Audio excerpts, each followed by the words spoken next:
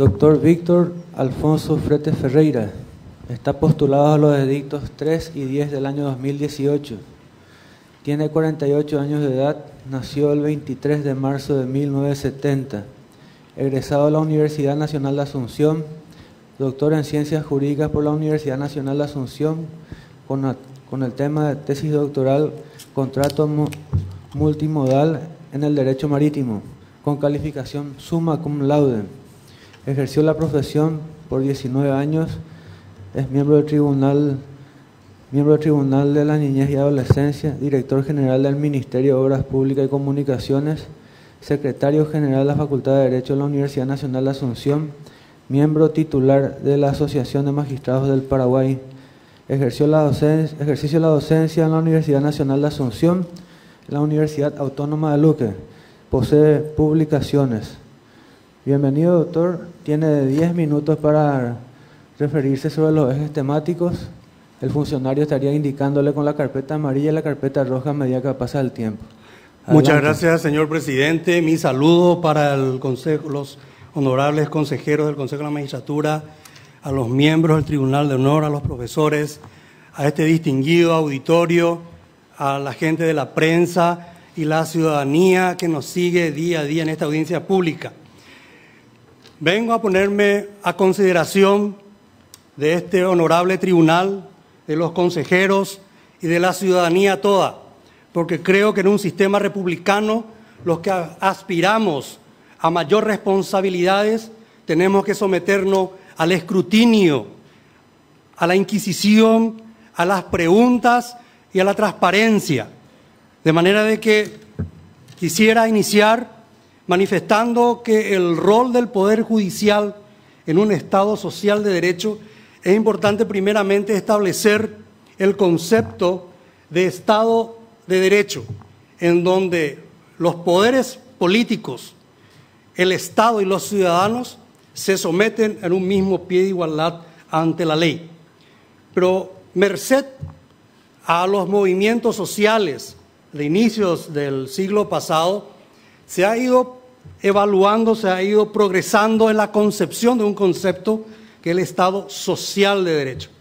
Eso es absorbido por nuestra Constitución Nacional, gracias a grandes juristas, en lo que permito mencionar y destacar la labor que ha desarrollado en ese entonces el profesor doctor Óscar Paciello y otros constituyentes que han previsto el concepto del Estado social de derecho, en donde el rol del Poder Judicial se agiganta, entendido de que tiene que considerarse no solo al ciudadano en su dignidad individual, sino en proyección como miembro de una sociedad. Y eso iré desgranando posteriormente en los ejes temáticos que pasaré a desarrollar. Realmente la percepción que yo tengo de la administración de justicia es la similar de la sociedad. La sociedad está gravemente lesionada, lesiva, en dos elementos fundamentales que comparto plenamente. Primera es la inseguridad, que creo que es hija de la impunidad. Por ello, lo primero que haré al llegar a la Corte Suprema de Justicia es poner a consideración los llamados delitos de flagrancia. Es decir, cuando personas en moto, los llamados motochorros, agreden, realizan hechos punibles contra la vida, la integridad física de ciudadanos honestos, en donde minutos después son aprehendidos por los propios ciudadanos o por la policía. Todo se encuentra filmado en circuito cerrado. Hay testigos presenciales. Sin embargo, la investigación, la imputación y acusación dura 6 meses o más, y el juicio oral allá por 1 año, 2 años. De manera de que con esta propuesta, entiendo yo, compartida también, humildemente lo digo, y compartida por muchos penalistas, se puede lograr una imputación y acusación máximo en 2 meses y una condena, un juicio oral a los 4 meses. Otro de los elementos que agreden a la sociedad es el efecto cansino de estos juicios civiles interminables, llenos de incidentes, morosidades, por lo cual, concretamente, propongo que a través de una acordada se solicite, se recomiende a todos los jueces de primera instancia de la República la aplicación práctica del artículo 15, inciso G, del Código Procesal Civil, en donde llame a las partes en forma periódica de 6 meses o más a una audiencia en que en forma oral las partes manifiesten sus pretensiones, sus expectativas, a fin de lograr una conciliación. Entendemos que es viable, que es factible, porque nuestro rigorismo escritural hace muchas veces que las partes ni siquiera se miren las caras. Y entonces con este procedimiento podemos avenir en donde las partes puedan, ante un tercer imparcial bien formado que es un juez, tratar de solucionar sus diferendos. Bueno, en cuanto a la independencia y la autonomía presupuestaria, lo primero que haré al llegar al Poder Judicial es hacer de que la autonomía presupuestaria sea una realidad que venga a fortalecer la independencia institucional del Poder Judicial. Yo quisiera, si me permiten, manifestar, de hecho ustedes lo saben, los profesores y miembros del Tribunal de Honor, pues es importante que la ciudadanía conozca. Para el presupuesto de 2018 está previsto para la Administración Central 42.451.077.405.749. Está destinado para la Corte Suprema de Justicia 1.328.160.658.852, que representa el 3,13%. Entonces se cumple lo establecido en el artículo 249 de la Constitución Nacional en cuanto al 3%. Lo que vamos a bregar es para que, porque no todo es contar con partidas y créditos presupuestarios, sino tener la disponibilidad de esos recursos en momento oportuno. De manera que vamos también a bregar para que la normativa haya una vinculación entre la Constitución Nacional, la 249, y otras disposiciones normativas, como por ejemplo la Ley 609/95, que en su artículo 3º, inciso J, dice que están autorizados, están facultados y tienen esa atribución del Poder Judicial de presentar un presupuesto, un anteproyecto de presupuesto, siendo que la Constitución Nacional dice que tiene que presentar su presupuesto. ¿Cuál es mi compromiso con los derechos humanos? Creo firmemente que el derecho al acceso a la justicia es derecho humano de primera generación, porque involucra el derecho a la vida, el derecho a la libertad, el derecho a la integridad física.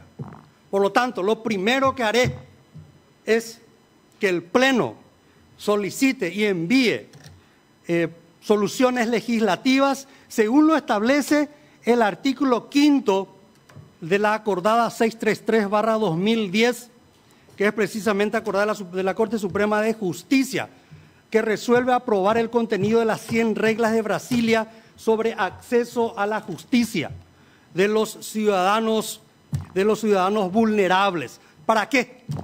Para que los operadores de justicia en forma obligatoria la tengan presente. Otro elemento fundamental, una vez llegado a la Corte, solicitaré apoyo irrestricto en presupuesto, personal, recursos humanos, a los juzgados de paz para que cumplan a cabalidad sus nuevas funciones establecidas en la Ley 6059/2018. para que permita que allá en el Paraguay profundo un ciudadano vulnerable, ya sea por su edad avanzada, ya sea por su difícil situación económica, pueda encontrar respuestas de la justicia. Y así vamos a hacer posible la vigencia de un Estado social de derecho en los diferentes confines de la República. ¿Cuál es mi compromiso personal? Mi compromiso personal al acceder a la Corte Suprema de Justicia es de dotarle de fuerza, pragmatismo, trabajo. Realmente me honra y quiero manifestar en este momento que el doctor Sosa Centurión sabe de lo que hablo, habiendo sido uno de los miembros de la Corte Suprema de Justicia más jóvenes de la República y ha salido por la puerta grande. Así también el doctor Sapena Brugada, cuando fue ministro, incansablemente recorría del primero al 10º piso todos los juzgados y todas las direcciones. Esa es la impronta que quiero impetrar en la Corte Suprema de Justicia, gracias a 3 elementos o a 3 columnas vertebrales. Primero, la descentralización administrativa, porque considero de que la Corte Suprema de Justicia debe descentralizar en el Consejo. Disculpe, doctor, si puede ir redondeando, sí, por favor. Ya termino, presidente. Muchas gracias. En el Consejo de Administración Judicial y descentralizar en los consejos de administración de las distintas circunscripciones judiciales, porque resulta que soy un convencido que la descentralización es una herramienta importante. Lamentablemente a nosotros los paraguayos nos metieron el chip que todas las soluciones tienen que darse en la capital. Yo siempre eso le digo a los alumnos.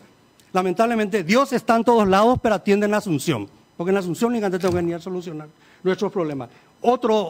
Termino, presidente, muchas gracias por el tiempo. Otro es el acceso a la justicia. No quiero ser reiterativo, pero que desde la Corte vamos a disponer que las 18 circunscripciones judiciales, que incluye la capital, lleven adelante programas como La Justicia Llega a tu Ciudad, La Justicia en tu Barrio, La Justicia de Puertas Abiertas, trabajar en forma coordinada con los jueces de paz, mediadores, psicólogos forenses y llegar a la ciudadanía. Y por último, presidente, señores consejeros, esto va a ser intransigente, una lucha frontal contra el abuso infantil y la violencia de género. Y vamos a trabajar directamente con los jueces de primera instancia, con la Judicatura de Paz y las CODENI de todos los distritos y municipios. Porque, señores, si nosotros como autoridades no somos capaces de proteger a nuestras mujeres, nuestros niños, a nuestros jóvenes, como sociedad estamos condenados al fracaso. Muchas gracias. Muchas gracias, doctor. Tiene la palabra los miembros del Tribunal de Honor, el doctor Luis Fernando Sosa Centurión. Doctor, si puede ser bien concreto con su respuesta, no, por favor, en honor al tiempo, ¿sí? ¿Cómo no, presidente? Buen día, doctor. Buen día, profesor. Primero, quiero aclararle, usted comenzó significando que nosotros estamos más o menos con calidad de tribunal inquisitorio, ¿no? No es así. No condenamos ni absolvemos. Sí. En todo caso, categorizamos. Y nuestra presencia como tribunal de honor es testimonial. No, por favor, profesor. Someter simplemente a una auditoría de carácter ciudadano, en donde tendrán relevancia las capacidades de carácter jurídico, de carácter moral, ético, en fin, los perfiles que debe tener un miembro de la Corte Suprema de Justicia. Ahora bien, a lo largo de lo que venimos escuchando de distintos postulantes, pareciera que hay una suerte de confusión entre la autonomía del Poder Judicial y la autarquía constitucional. Y es conveniente que eso quede bien en claro. El Poder Judicial es el único poder del Estado que tiene funciones específicas, claras, desde el punto de vista de la Constitución. Queda descartado, excluido cualquier intención de negar esa autonomía constitucional. Sin embargo, hay un artículo en donde habla especialmente de la autarquía, refiriéndose a lo que usted expresó, Sí, profesor. no menos del 3%. Y Sí, pasa profesor. de que nuestro presupuesto es generado por una ley que se cumple mediante existencia de recursos disponibles, Así mismo. y también por la vía del endeudamiento. ¿Correcto? Si es que nosotros nos circunscribimos a lo presupuestado para el Poder Judicial, pareciera que no alcanza los requerimientos económicos. ¿Por qué? Porque muchas veces, por efecto del presupuesto, y como la propia Constitución determina que el poder administrador del Estado El Poder es Ejecutivo. el Poder Ejecutivo, Totalmente. lo que hace y le permite que establezca normas de ejecución presupuestaria, técnicas de aplicación, de acuerdo a la existencia de recursos. Y muchas veces esos recursos no llegan Ujú. y tenemos presupuestos deficitarios. Así mismo. En el déficit presupuestario no quiere decir que simplemente yo ejecuté mal, porque eso sería una anormalidad, Ujú. Sí. sino que no pude ejecutar todo lo que preví debido a existencia negativa de recursos. Así mismo. Bien, usted al mencionar esas cifras que por los números ya Golpea. escaparon de mi Sí. mente, ¿a usted le parece que requeriríamos mayor cantidad de recursos presupuestarios para poder llevar adelante todos los conceptos, las ideas, los propósitos que nos gustaría tener en el Poder Judicial? Esa es la pregunta. ¿Cómo no, profesor? Efectivamente, siempre las necesidades superan los recursos. Y acá hay que entender, y me parece muy oportuna la pregunta del profesor Sosa Centurión, una cosa es tener los números y otra cosa es tener los recursos financieros. Y es ahí la lucha para lograr la independencia. ¿Por qué? Porque Hacienda te dice, perfecto, no hay problema, vos tenés 100, pero tu plan financiero solamente te puede dar 80. Justamente lo que está diciendo el profesor, porque nuestros recursos solamente da para 80. Y ahí comienza el calvario y el peregrinar, y donde se pierde la independencia del Poder Judicial, porque tengo que ir a litigar, a pelear en el Ministerio de Hacienda, y nos dice, está bien, doctor, vamos a darle más plata, pero justo yo tengo un caso de la abogacía del Tesoro en tal parte, o podemos proveer esto. Entonces, ¿qué es lo que yo sugiero? Sugiero llevar y cumplir acabadamente lo que dice la Constitución Nacional en lo referente al artículo 459, numeral 2, en donde se debe presentar una memoria de las gestiones realizadas, es cierto, al Poder Legislativo y al Poder Ejecutivo. Pero también habla, y también lo dice la 609/95 en su artículo 13, inciso K, de que hay que hablar de las necesidades, el Estado y las necesidades de la justicia. Y yo propongo, porque hoy día se hace meramente, es burocrático, se envían unos papeles fríos.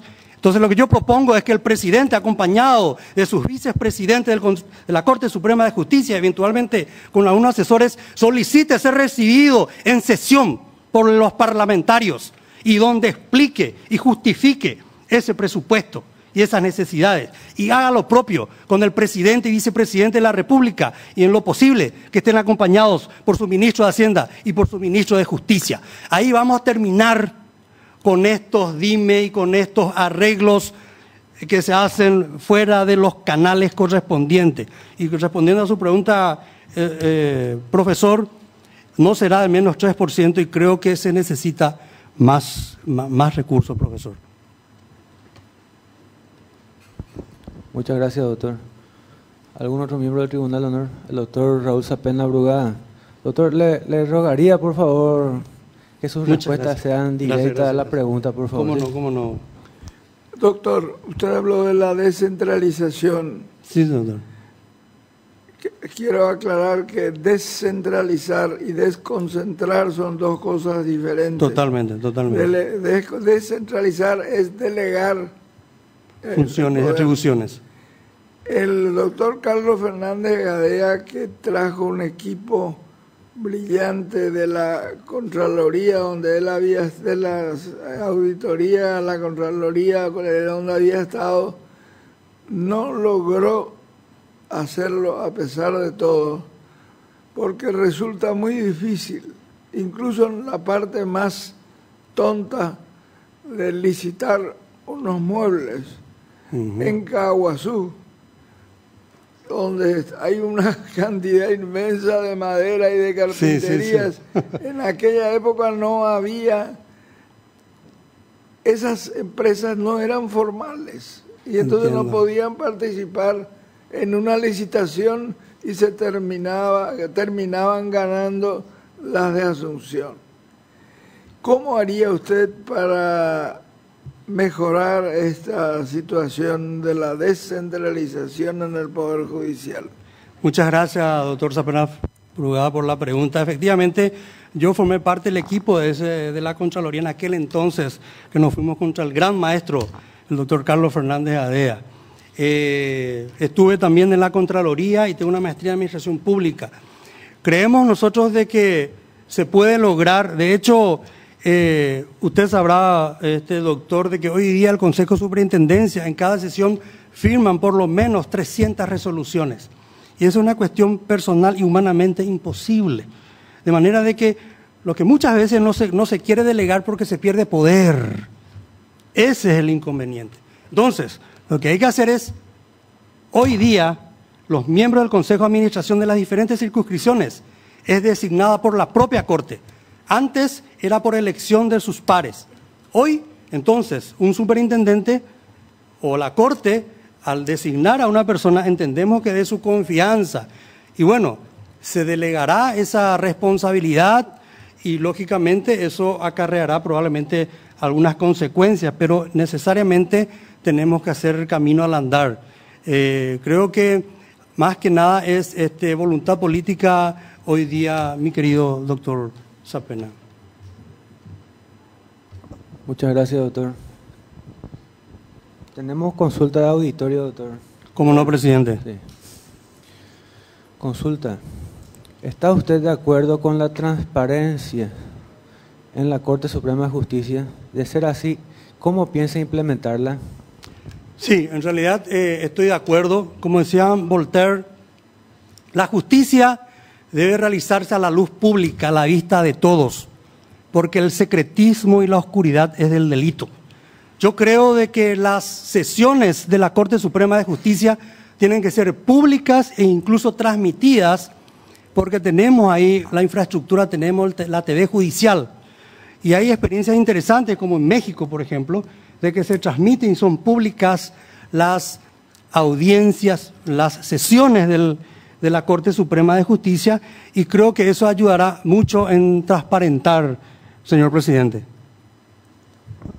Muy bien, doctor. Siguiente consulta. ¿Qué opina usted sobre el programa de facilitadores judiciales?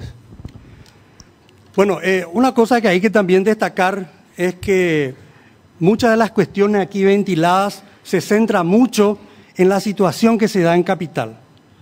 Pero hay que entender también de que Paraguay no termina en calle última. Nosotros que somos magistrados campaña, porque yo así me considero y con mucho orgullo, tenemos otras realidades. Es cierto, puede ser, últimamente ha surgido una cuestión lamentable con aparentemente un funcionario, pero lo que hay que destacar es que los facilitadores judiciales son personas que no perciben ninguna remuneración. ¿Y qué es lo que ocurre? Es el brazo largo de los jueces de paz. ¿Qué es lo que ocurre? Le designan a una persona con vocación de servicio, le dan cierto entrenamiento y ellos tratan de, en su comunidad, no requieren irse a otro lugar, en su comunidad tratan de solucionar y ser amigables con ponedores. Ustedes saben que hay facilitadores indígenas, porque resulta ser que cuando llega entre las partes en conflicto un acorbatado, un ñecaré, como le llaman, ya como se ponen a la defensiva. Sin embargo, que si es su par, están más prestos a llegar a una solución. Incluso hay facilitadores que son del otro género, o sea, tienen otras opciones sexuales, y todos ellos ayudan. Ahora, lo que sí hay que tener en cuenta, presidente, señores miembros del Consejo Tribunal de Honor, evitar de que esos facilitadores quieran cobrar por unos servicios de gestoría para ir a ver expedientes a la ciudadanía. Estoy totalmente de acuerdo en ese punto, pero creo que es positivo, señor presidente. Muchas gracias. Siguiente consulta. A su criterio, ¿qué perfil debe tener la persona que accede al cargo de ministro de la Corte? Y el perfil más importante, presidente, es que tiene que tener coraje, tiene que tener valentía. Es un cargo de suma responsabilidad. Y hoy día, si me permite, señor presidente, señores consejeros, miembros del tribunal, yo creo que lo que necesita hoy día nuestra sociedad es una Corte Suprema proactiva, solidaria, que llegue a la ciudadanía. Entonces, creo que ese perfil del ciudadano que llegue a ocupar esa alta magistratura le debe adornar, antes que nada, lógicamente, el coraje, la valentía y por supuesto, la honorabilidad probada. Muchas gracias, doctor. Siguiente consulta. ¿Qué solución propone para poner fin a la burocracia y a la corrupción reinante en el sistema jurisdiccional? Bueno, acá cuando hablamos de corrupción, hablamos como que el tango se baila de a dos. Está el corruptor y el corrupto, eso es evidente. Pero yo creo que si imponemos, antes que nada, transparencia, y ese ejemplo viene de la propia cabeza, yo creo que vamos a estar reduciendo en gran medida este flagelo que nos acicatea, que es la corrupción. Muchas gracias, doctor. Siguiente consulta. ¿Cuál es su visión al cargo al cual está postulado? Bueno, mi visión es la siguiente. Es un lugar donde uno puede ser útil a su país, útil a la República y dejar en alto el nombre de la familia en consideración a los amigos, a los conocidos, a los estudiantes, nosotros que venimos de la academia. Y mi deseo, y eso hay que entenderlo bien, no buscar la permanencia, porque nosotros tenemos que tener ese chip de que los que ingresan a la magistratura en cualquier momento pueden dejarla como consecuencia de sus decisiones. De manera que no debemos rehuir a esos famosos casos conflictivos. De manera de que la visión es que la Corte Suprema de Justicia tiene que ser un faro de luz en la oscuridad. Gracias, presidente.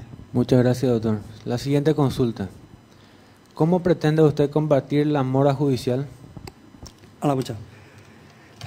La mora judicial es un monstruo de varias cabezas.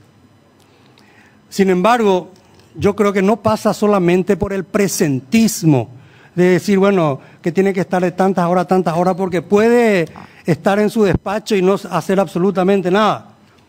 Lo que yo creo que lo primero que tendríamos que hacer, y lo que yo haría, es fortalecer la auditoría de gestión con funcionarios auditores primeramente formados en leyes y que conozcan las características de cada fuero, de lo penal, de lo civil, y establecer una suerte de parámetro medible en cuanto a los juzgados de la mora. Y esos parámetros facilitarle a los señores consejeros de la magistratura para que en su momento sea valorado cuando aquel magistrado quiera volver a concursar para su confirmación a un cargo o a un cargo posterior. Muchas gracias, doctor. Gracias, presidente. La siguiente consulta. Sí. ¿Usted está de acuerdo con la ley 6059/18 que amplía las facultades de los juzgados de paz? Estoy de acuerdo. Es más, nosotros hemos puesto nuestro granito de arena para que eso salga. Porque decía el profesor Ubaldo Centurión Morínigo, recuerdo en sus clases magistrales, decía, hay un solo juez que está de turno las 24 horas, los 365 días del año, y que es la conciencia, decía el maestro.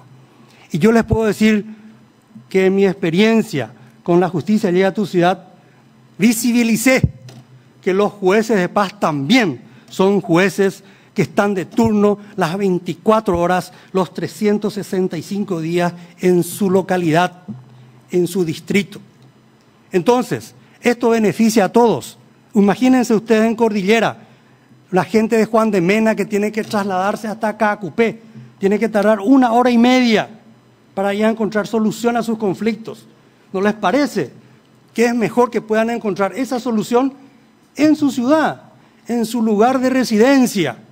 Lamentablemente, incluso me enteré de que la Corte ha solicitado por escrito al Parlamento de que no salga la ley sobre pretexto de que no se tiene la infraestructura pero se hace camino al andar. De manera de que estoy plenamente, señor presidente, convencido de la utilidad de esa ley. Muchas gracias, doctor. La siguiente consulta.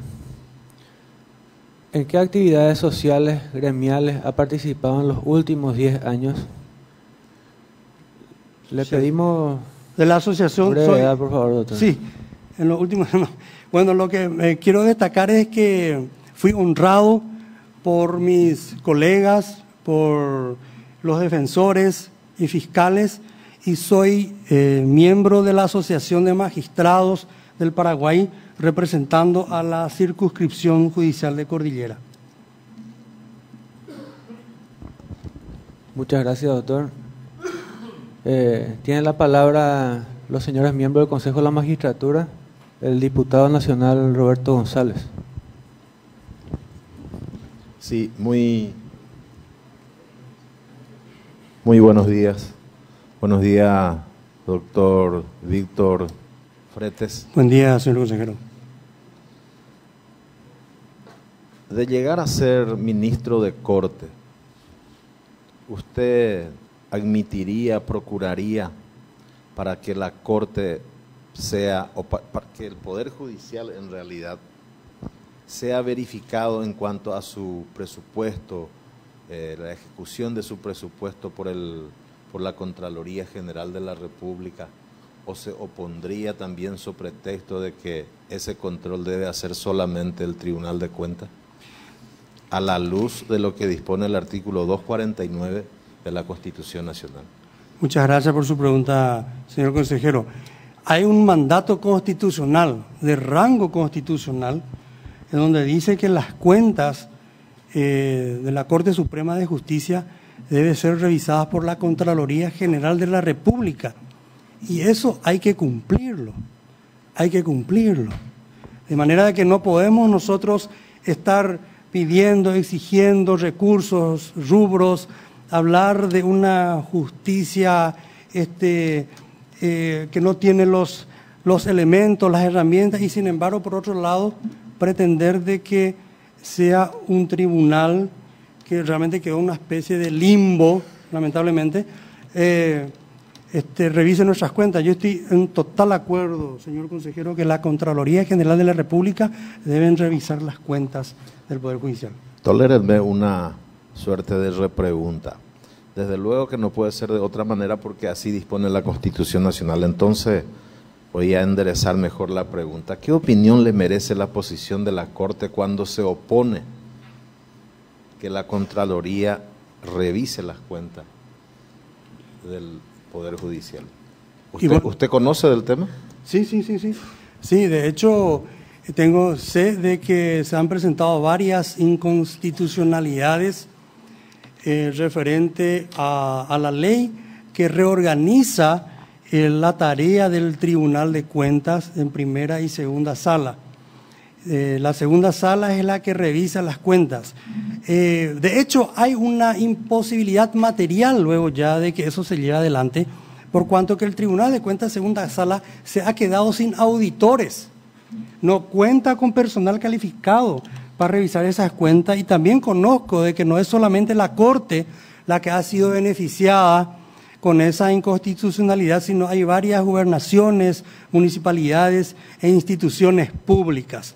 De manera de que en realidad hay una suerte de, aparentemente, de un juego de poderes, de competencia entre lo que es la Contraloría y lo que es el Tribunal de Cuentas. Yo creo que en ese sentido la Corte está potenciando a una dependencia la cual forma parte de su institución. Así es. Gracias, consejero. Gracias, doctor. Tiene la palabra el doctor.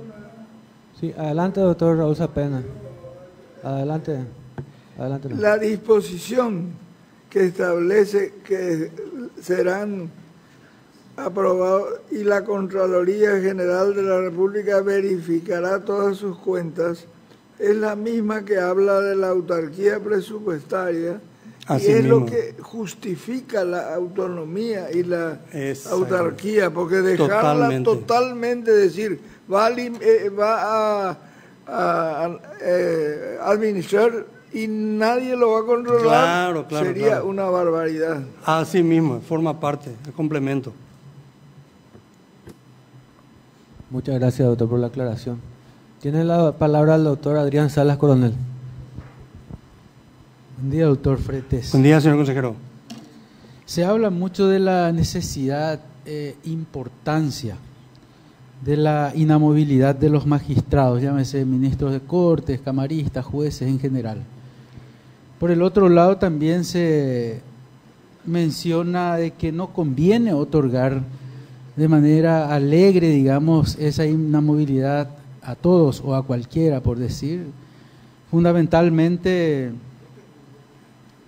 porque se tornaría peligrosa esa figura de la inamovilidad, precisamente para el justiciable, ¿verdad? ¿Usted cree o qué opina con relación a la figura de la inamovilidad, si se trata de una garantía para el magistrado o para el justiciable o para ambos? Muchas gracias, señor consejero, y realmente muy pertinente su pregunta, por cuanto que creo que ustedes, señores consejeros del Consejo de la Magistratura, que tienen a su cargo llevar adelante la escuela judicial, donde acuden los que desean ser magistrados, tienen que de antemano convencerles de que ellos se están presentando para un cargo, y no quiero hacer una comparación, pero con el respeto que me merecen las otras profesiones, no es como ser un bibliotecario o voy a llegar a ser un contador en un banco, donde uno dice, bueno, yo voy a permanecer acá y voy a estar 30 años y voy a jubilarme. No, el que entra tiene que saber que su resolución de destitución ya está. Le falta fecha nomás. ¿Por qué? Porque en el ejercicio de esa función, en donde estamos interviniendo en conflicto de intereses, puede ocurrir que tengamos que tomar una decisión que nos cueste el cargo. Y eso hay que entenderlo, hay que saberlo. Porque si no ocurre lo siguiente, de que la gente dice, no, yo es mi amigo de Facebook, yo salí en una foto con él, me inhibo, no, como se dice vulgarmente, se esquiva la nalga a la jeringa, ¿verdad? De manera de que, y es una constante, en que aquel magistrado que hace bien su trabajo es confirmado por la Corte. Y eso le pueden decir los abogados que se presentan en los edictos. Generalmente nadie se presenta cuando son confirmación, porque saben que la tendencia de la Corte es volver a confirmar a aquel juez que ha hecho bien su trabajo y no ha cometido una falta grave. De manera que está previsto eso. Lo que hay que impedir, en todo caso, de que esto se vuelva pernicioso y estemos frente a la figura de una dictadura o tiranía judicial. De manera de que es una garantía, pues yo creo que más bien una garantía para los magistrados, señor consejero. Muchas gracias, doctor. Con esto damos por finalizada su exposición. Muchas gracias, señor presidente. Muchas gracias. Gracias.